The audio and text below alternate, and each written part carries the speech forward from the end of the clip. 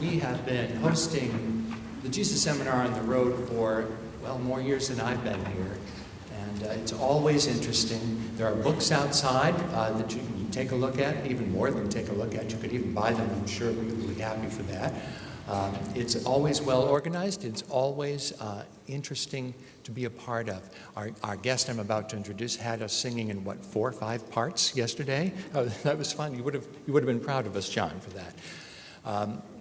And Steve, just a little shout out to you. Your organization was impeccable, and it was a wonderful day. Thank you to the Adult Ed Ministry and to Steve Stewart. We heard from Celine this morning, and she is here in the back row. You might want to get to know her a little bit at coffee hour. And that was a wonderful exercise yesterday and beautiful sermon today. Thank you. Natalie Renee Perkins has her MDiv from Union Theological Seminary. She's a writer, a lecturer, a preacher, a chaplain, and a composer who intertwines early Christian material, some of which we heard this morning, with contemporary society through a social justice lens. And she has performed professionally as well as lectured. And so I'm going to ask Natalie to come up and give us a word today. Please welcome Natalie Renee Perkins.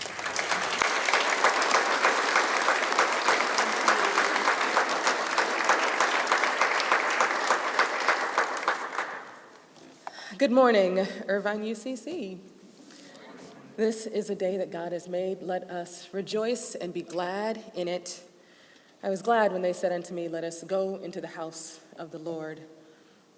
I am so grateful to be here with all of you today. Thank you, Paul and Steve, for the kind invitation and for your generosity. Ben and Joshua, who were so instrumental in helping things happen over the last couple days. I feel honored to share this space with you all. Today, I'd like to talk about being woke. Being woke. Will you pray with me? Spirit of the living God, fall fresh on me. Spirit of the living God, fall fresh on me. Make me, mold me, fill me, use me. Spirit of the living God, fall fresh on us. May the words of my mouth and the meditations of all of our hearts be pleasing in thy sight, O God, my rock and my Redeemer. Amen. Okay, show of hands. Who has heard the phrase, stay woke? It's a popular phrase in social justice circles, but let's get back to that in a little while. Now, let's start at the very beginning. A very good place to start. I can't help it. Let's start with this text. The Odes of Solomon is a collection of early Christian worship material dating back to the 1st and 2nd centuries, with most scholars within the last 30 years actually pushing it more towards the 1st century. What we do gather is that it was written over a period of time with all of the other texts in our New Testament. It was collected from different communities, so there isn't one author.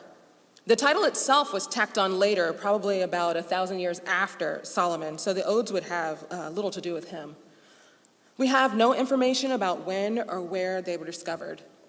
What we do know is that they were found amongst the research papers and research materials of a well-respected and well-traveled, if unorganized, professor named J.R. Harris. in 1909. He never could remember how he got the documents, but we are glad he finally cleaned his office and came upon them. So, any teenagers who may be out there, this is extremely important. If you don't get anything else from this sermon, take this lesson with you. If you should decide to become a religious scholar, it is very important that you clean your room. At almost a third of the size of the Psalms, the odes are the largest trove of early Christian worship material ever found together. It is the actual material from worship of some of the early Christ movements and represent certain kinds of early Christian beliefs, practices, and framings of the world. They look and sound like psalms, except the language indicates the Christ movement. While we don't know the origin of the composition, the closeness to the Psalms suggests strong ties to traditions of Israel, so Judaism, and the language of Syriac points to Syria. The odes are generally multi-voiced, with God or Christ speaking, but this ode is not. All we have is the voice of the odist singing about the love between her and Christ. This love is expressed as unification. The language used to describe this union is beautiful in its wrestling and its authenticity. You can hear the odist struggling to find words to aptly describe the closeness of the relationship. It's a merging, a mingling, a mixing, like water mixed with wine. It's a oneness with Christ. Now, we don't know anything about the writer's journey up to this point, but we are allowed into how they got there. Right at the beginning of this text, we are told that there are members alongside this person. The I in the text is raised up by these members. So then, let us deduce here that there is a support system in place. There are people who hold and keep this person, who pray for this person, who want the best for this person, who claim them as part of their community. Acceptance is a very liberating thing. Accepting a person is part of the work of loving that person. It is being compassionate. Think about your communities. What does it look like to be accepted into your families, into your churches, into your clubs? Who is in them? Who is accepted? Is the acceptance rooted in love? You can hear Johannine leanings, which that's just a fancy word for saying stuff that sounds like it came from the Gospel of John. Johannine leanings in this ode, reminding us of John 13:34, for instance, that says, I give you a new commandment to love one another. Just as I have loved you, you should love one another. The odist said, I am raised up by them, and the Lord loves me. Indeed, I would not have known how to love the Lord except that he had continuously loved me. We love because we were first loved. We learn this love from a continuous past of being loved. Biblical scholar Michael Latka also notes the centrality of love in this text that is clear from the frequency in which love and its synonyms are used. So that's 10 times and twice, respectively. He points to a reciprocity of this love that transfers the state of mutual love unmistakably in the past and achieves an expression of continuance. It is a practice. The odist decides in the very first line to put on the love of the Lord. It's active. What if every day we recommitted ourselves to putting on the love of the Lord, the compassion of the Lord? What if we took seriously the line from the Lord's Prayer and actively practiced God's kingdom here on earth as it is in heaven? Is it possible then to make faith and hope immortal through our union with the one who does not die? The sustaining image throughout this pericope is one of love and what is born because of and through love. This entire overall emotional effect is love that is built on trust. The writer trusts the love of God because it has been continuous. He or she trusts a community that raises them up. There is no rejection, no suspicion, no envy, nothing deceitful. This love allows the author to feel safe and valued.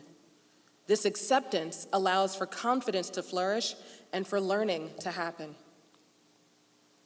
Lotka writes that this ode stresses the importance of knowledge, which is closely connected to unity of redemption, of salvation, and is expressed in the imagery of love. The rhetorical question posed by the odist, who is able to recognize love, is the foundation for the wisdom written just above it. I would not have known except that he had continuously loved me. There is space in this loving and trusting union for us to pay attention, to be alert, to be woke, so that we might recognize the path that is taught to us by the Spirit of the Lord. As both the Gospel of Luke and Matthew remind us, we must love the Lord with all our hearts and all our souls, all our strength, and all of our minds. Ode 3 tells us that to love is to be wise, understanding, and awakened. Be woke, that phrase that I mentioned before, and said it's regularly heard in contemporary social justice circles. It serves as a reminder that there are many insidious ways in which oppression and social justice and inequality exist. So we must remain vigilant and aware, woke, at all times. It is only with our conscious and collective effort that we are able to release ourselves from the tentacles of racism, sexism, homophobia, ageism, ableism, transphobia, classism. The list goes on, and spoiler alert, they're all intricately connected. They're all related. So how do we do this work collectively? Particularly in a society where the question shifts so fast it seems impossible to formulate an answer. In a society that seems hypersensitive and desensitized all at the same time. The author of Ode 3 provides a model. This love that creates a oneness with God can be applied to our communities, to our nation, and to our world. That love is built on trust and knowledge. This trust is built on knowledge attained only when we are open and honest, when we are authentic and kind, when we are aware, when we are vulnerable, and when we empathize. It is built when we let time and space into our relationship building. This has to be a conscious push against our microwave society so that we allow relationships to grow. In the past few months, we have experienced several devastating events. It's hard to stay present to them while maintaining your own sense of self. And some people find it easier to tune out. But I encourage you to stay present, stay woke. Test every spirit and measure it by truth, by justice. And if sometimes you find it hard to find your community and all the noise around you, you can use this trick that I use. It's not fancy, but I grew up watching Mr. Rogers' Neighborhood. I imagine you're familiar with that popular show from PBS, yes? I've read a quote that helps me when I'm in the middle, or when we're in the middle of a national devastation, and I'm not sure where to turn. Fred Rogers, who is also a Presbyterian minister, gave this advice for parents to help their children deal with disaster, and it continues to help me even as an adult. He often told this story when he was a boy and saw scary things on the news. He said, "My mother would say to me, 'Look for the helpers. You will always find people who are helping.' To this day, especially in times of disaster, I remember my mother's words, and I am always comforted by realizing that there are still so many helpers, so many caring people in this world." We have had one disaster after another, from multiple hurricanes that leave countless people without food, water, or shelter, to the most recent act of violence in Vegas, which we haven't seen the likes of since the race riots in the 1800s and 1900s. In this moment, it is important to take a breath. And, as Fred Rogers said, look for the helpers. They are your community. They are, as the Otis called them, members. They are the ones standing with Jesus, standing with the marginalized, standing with the oppressed. Look for the helpers so you won't feel so alone. You won't feel so scared because just like the author in our ancient text, you are supported by these members. You can feel a renewal of your strength that will allow you to continue working in your vulnerability and from a centered core of love and compassion that aids you in continuing to learn about the different ways in which inequality rears its ugly head in our country and in our world. This love that is built on trust allows us to continue to fight for our collective evolution. This is our starting place, and it must be a communal endeavor. So, when you wake up every morning, commit yourself, your heart, your soul, your mind, your strength, to love. A divine love that has been taught to you and your ancestors over the ages. A love that leads you towards awareness. Like our ancient author, make this your practice. Put on the love of the Lord so that you too may be wise, understanding, and awakened. Stay woke. Hallelujah.